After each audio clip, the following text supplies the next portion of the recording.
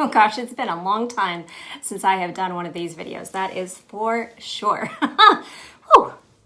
Hello, fellow ShootTuber friends. I'm very excited to share the new Smith Wesson M&P METAL with you. Normally, I do an overview video and then a Q&A with any new models, but this time I thought I'd throw everything into one video. So this is going to be a longer one.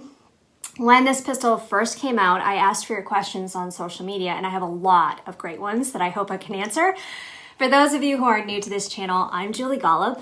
I am a professional shooter, author, veteran wife, and mom. Thank you so much for joining me. Full disclosure here, as a pro shooter for Smith & Wesson, I'm very happily biased when it comes to the company's products. I am proud to say that I've been with Smith since 2005. You'll also see Trijicon, Federal Premium, and Wheeler products used in this video, also sponsors. For a full list of the companies that make what I do possible, check out the description below. Now, let's get into some of the features of this new M&P pistol. This is a 4.25-inch barrel M&P with a 1 in 10 twist and the classic 18-degree grip angle. It's easy to disassemble, and the takedown does not require you to pull the trigger. There's also a Picatinny rail mount to mount your favorite accessory.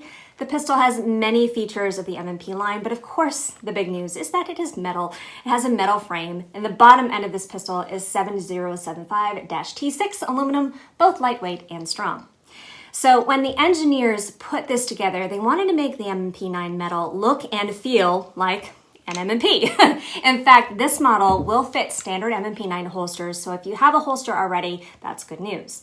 Though it is an M&P through and through, there are some differences to the Polymer line, and we're going to talk about those. In keeping with M&P features, though, the pistol comes with 4 different palm swell sizes: small, medium, large, and extra large. I have to say, this feature alone was such a big deal for me when I first started shooting for Smith. Up until that point, I'd been competing for Glock, and with their fixed size and finger grooves, I'm aging myself, I know, those didn't fit my hands. Realizing that there isn't a one-size-fits-all option, Smith & Wesson engineers designed the M&P to have interchangeable back straps, something that's now extremely common. So you have the 4 palm swells in the box. You also have a fixed polymer insert on the front strap of the grip too. It provides that Goldilocks amount of texture to help with recoil control. The frame and the top end are tungsten gray Cerakote, and it kind of makes me think of like the ultimate gunmetal color. This combined with polymer and steel accents gives it a two-tone look that I really like. The slide stop, takedown lever, trigger, mag button, barrel sights, and optics ready cover plate are all matte black that contrast very nicely with the Cerakote finish. I do have Metal's older sister here with me, and throughout this video, I'll show some comparison footage. Now, it's not an identical comparison because I have a thumb safety version, and it does have taller sights. Both add a little weight to the gun. More on that later as I dive deeper into showing how Metal compares to Polymer for you. With Metal, you'll notice that you have forward and rear serrations. The profile matches that of the Polymer frame option, but there are also some well-placed cuts on the frame, where on the Polymer frame, you have a very subtle, gentle scoop on the frame under the slide release. Metal has a much more pronounced cut. This cut makes it easier to reach and access the magazine release button, or on the flip side, the trigger. A much appreciated feature for those with shorter fingers. The mag button is steel and also reversible. Good news for left-handed friends. It also feels different than the Polymer version with a bit more aggressive texture, making it easier to feel. The ambidextrous slide release or slide stop is also wider than the original M&Ps, making it easier to access. Grip feel is a bit different. Where the Polymer option has a continuous texture throughout the frame, Metal's grip is smooth in between the textured back strap and the front strap. There's plenty of textured surface area on the grip, so recoil control isn't affected by these smoother portions. If you did want to add some additional texture, it's just too easy to add some skateboard tape where you like it. One thing you'll notice when you handle Metal is not just the absence of texture in some places, but Metal will feel colder in these spots. It makes the grip feel quite a bit different. Another comparison point here is the trigger guard. The Polymer has a thicker trigger guard, and where that's most noticeable is closest to the mag button. This is where your middle finger will hit, and the higher you can choke up on the grip in the back and under that trigger guard, the more you can control recoil better. The Polymer is almost 2 millimeters thicker compared to the Metal. Metal features the M2.0 flat face trigger with enhanced sear. With striker-fired pistols, you have that constant light tension on that take-up, and that increases as you press and it breaks. The reset is both tactile and audible for those who like to ride the reset. Trigger weight for mine on my Wheeler trigger scale averages 4 pounds, 5 ounces. Little side note, if you don't have a trigger gauge, Wheeler makes both a manual and an electronic options. Both are affordable and a nice gadget for the gun bench. Maybe a good gift idea for the holidays. Now, something you may notice if you feel a lot of triggers is there are often variations on trigger feel between different striker-fired pistols. Even in the exact same model, you can feel a difference. Comparing triggers on polymer and metal here, they feel very similar. Now, both of my pistols here are completely stock. They have had no trigger work done to them, and they are shipped off the line just like any other. I will say there is a difference between my metal and the polymer option.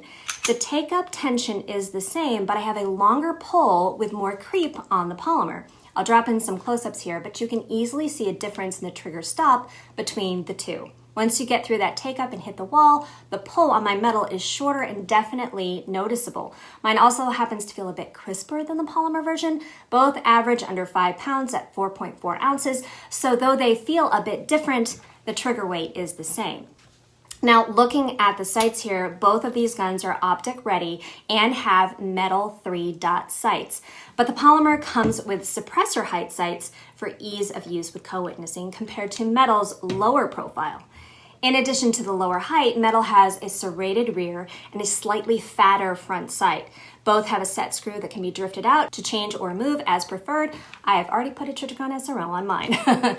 Let's talk weight because many people had variations of this question and I wanted to give you all as much information as possible. So please keep in mind that this is my scale and weight is in pounds and ounces. It's also not anything official. I also have the thumb safety version of the polymer, which will add a tiny bit of weight compared to the non-thumb safety version. So for my measurements, I started with an empty gun. Polymer weighed 23.8 ounces to metal's 25.6 ounces. That's the empty weight with no mag compared to Smith Wesson stats with an empty mag that you can find on their website. Next, I loaded mag with 17 rounds of 124 grain American Eagle and also chambered around, so full capacity here at 17 plus 1. Polymer's weight comes in at 35 ounces flat. With the same ammo and setup, metal weighs 36.6 ounces. Finally, here are the specs for Federal Syntech 150 grain action pistol, which is what I would use for competition. Polymer's weight is 35.6 and 37.2 for metal. Obviously not a significant difference between those grain weights, but I wanted to answer that question for you all. Now, being aluminum, there isn't that much difference in weight of these two pistols, but how the weight is distributed matters. Even just sitting with both pistols on their side, you can see how the polymer grip kicks up. This is because the weight is in the slide. There are 3 pistols on the table here to show you a thumb safety version M&P with a grip in the air.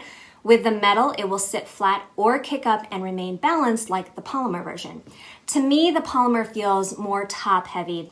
The metal just sits right in the hand, has a really, really nice balance.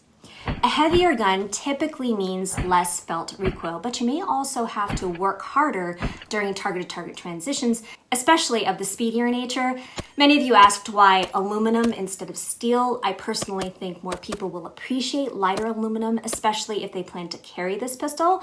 I prefer smaller carry guns myself, but I know plenty who carry full-size guns every day, and at this weight, it will be far more comfortable to carry.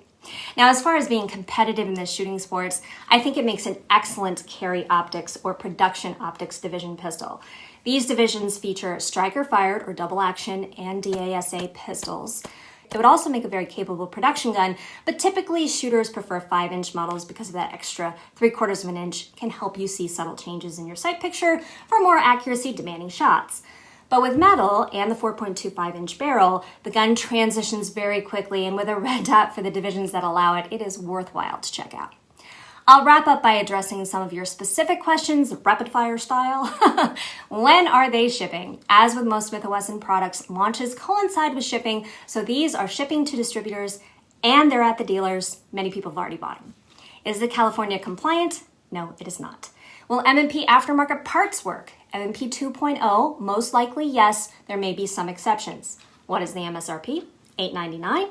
How many mags does it come with? 2 17-rounders. Can I use my old 17-round mags? Why, yes, you can. Full size and the appropriate caliber are interchangeable. Are top ends interchangeable? Yes, though some relief may be required when going from one to the other. For the most part, though, if you wanted to add a 5-inch top end to your medal, you can. Will there be a 5-inch stainless steel option, thumb safety, or other additional calibers? All of these about potential offerings, this is not something I can talk about. I know it's likely to be disappointing, and I wish I had more answers for these types of questions, but all I can say is that if and when products come out, I will share them on my social media and on my blog at juliegolob.com. So there you have it. I think I answered most of your questions. If you enjoyed this video, hit the like and please consider subscribing. I post videos when I can, and I appreciate you watching. Hit the thumbs up button, all that good stuff. Links to how you connect with me on social media are linked below, as well as the products mentioned here. Thanks so much once again, and until the next one, hopefully there won't be such a delay, although I am coming out with quite a few shorts. Until the next one, be safe and have fun.